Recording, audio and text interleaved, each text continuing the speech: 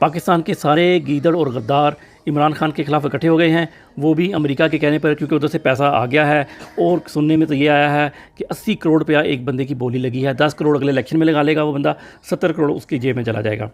इस और जहांगीर तरीन और अलीम खान की मुलाकात हुई है वीडियो लिंक के ऊपर। जियो न्यूज़ अगर आप देखते हैं तो उनकी पर्सनल मुलाकात हुई है, लेकिन वो जहांगीर तरीन मौजूद ही नहीं है पाकिस्तान में।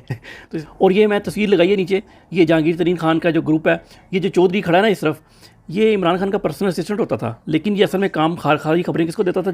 जहांगीर तरीन को। इसलिए इमरान खान जिस दिन प्राइम मिनिस्टर बना उस दिन इंटेलिजेंस ने इसके बारे में रिपोर्ट दी और इसको उठा के उधर फेंका गया, जिसके बाद ये इमरान खान के साथ कभी नज़र नहीं आया। इसके बारे में आप खबरें पीछे जाएँ और पढ़ सकते हैं न्यूज़ के अंदर।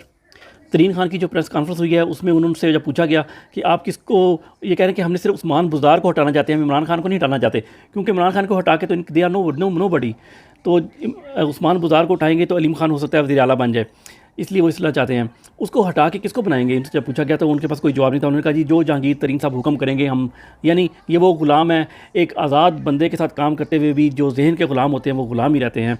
और अमेरिका और यूरोपीय यूनियन के कहने पर ये ऐसा कर रहे हैं, जबकि इंडिया ने भी अब तो ना कर दिया पाकिस्तान की देखा देखी कि हम इस कन्फ्लिक्ट में हम हिस्सा नहीं बनेंगे।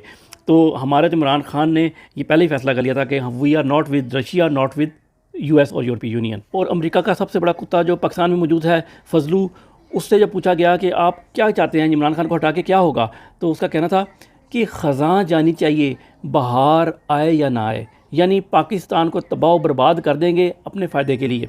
Thanks for watching.